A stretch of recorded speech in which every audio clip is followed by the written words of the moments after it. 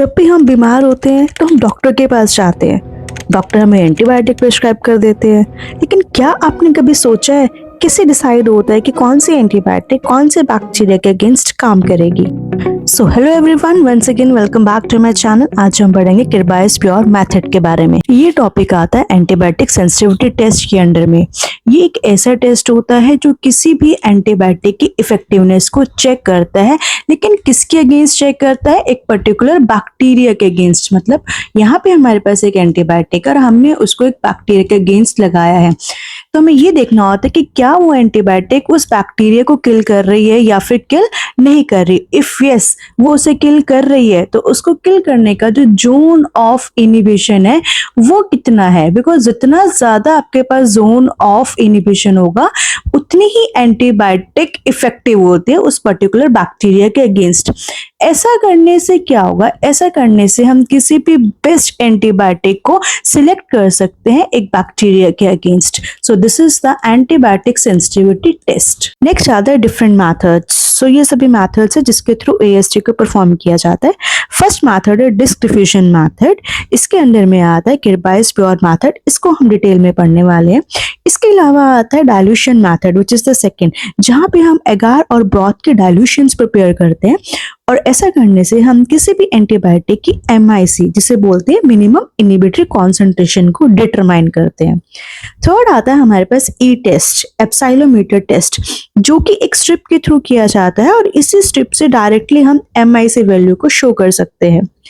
इसके अलावा एक और एडवांस्ड मैथड है जहाँ पे हम एक ऑटोमेशन का यूज करते हैं, जैसे कि वाइटेक 2 हो गया हमारे पास या फिर फोनिक्स डिटेक्टर हो गया। इसके थ्रू हम ऑटोमेटिकली AST की इफेक्टिवनेस को चेक करते हैं। So next is the Kirby Bauer method which is also called as disc diffusion method. ये एक ऐसा मैथड होता है जहाँ पे हम एक एंटीबायोटिक डिस्क का यूज करते हैं जो कल्चर मीडिया पे डिफ्यूज कर जाते हैं किसी भी पर्टिकुलर बैक्टीरिया के against. So these all are the material required कि कैसे इस मैथड को परफॉर्म किया जाता है। So first one is the culture media. कौन सा कल्चर मीडिया हम यहाँ पे यूज करते हैं? दैट इज मुलर, हिंटन, एगार का यूज किया जाता है। सेकेंड यहाँ पे आता है that is antibiotic disc. Third one is the cotton swab. Fourth one is the turbidity standard. Fifth one is the forceps.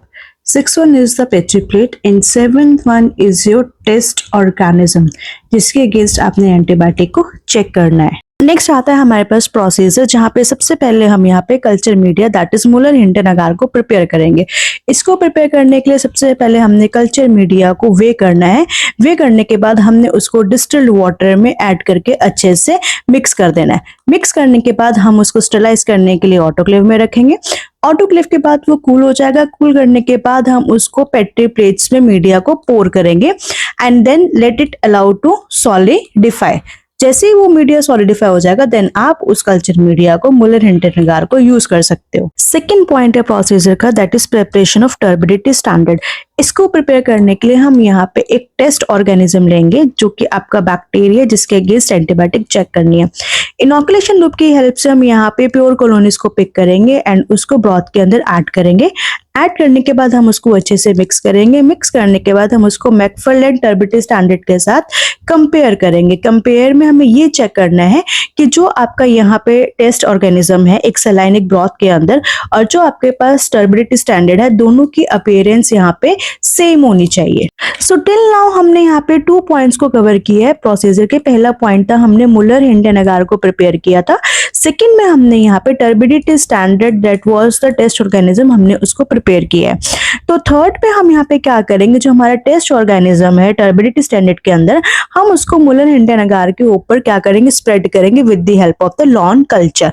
थोड़ी देर के लिए हम उसको ड्राई होने के लिए छोड़ देंगे एंड आफ्टर ड्राई हम उस कल्चर मीडिया मुलर, हिंटन, एगार के ऊपर एंटीबायोटिक डिस्क को प्लेस करेंगे with the help of the forcep like this. तो सपोज हमने यहाँ पे 3 डिफरेंट एंटीबायोटिक्स को रखा है टेस्ट ऑर्गेनिज्म के अगेंस्ट।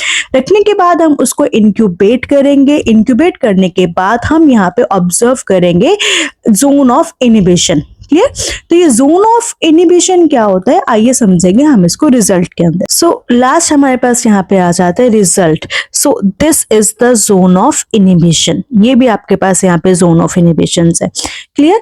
जब आपने पेट्री प्लेट को इंक्यूबेट करने के लिए रख दिया था तो इंक्यूबेट करने के बाद वहां पे एंटीबायोटिक के पास में जितना भी क्लियर जोन होगा, क्लियर एरिया होगा, उसी को हम बोलते हैं जोन ऑफ इनिबिशन। मतलब वहां पे क्या हुआ, वहां पे एंटीबायोटिक ने पैथोजन मतलब बैक्टीरिया की ग्रोथ को क्या कर दिया है, स्टॉप कर दिया, इनिबिट कर दिया, रोक दिया है।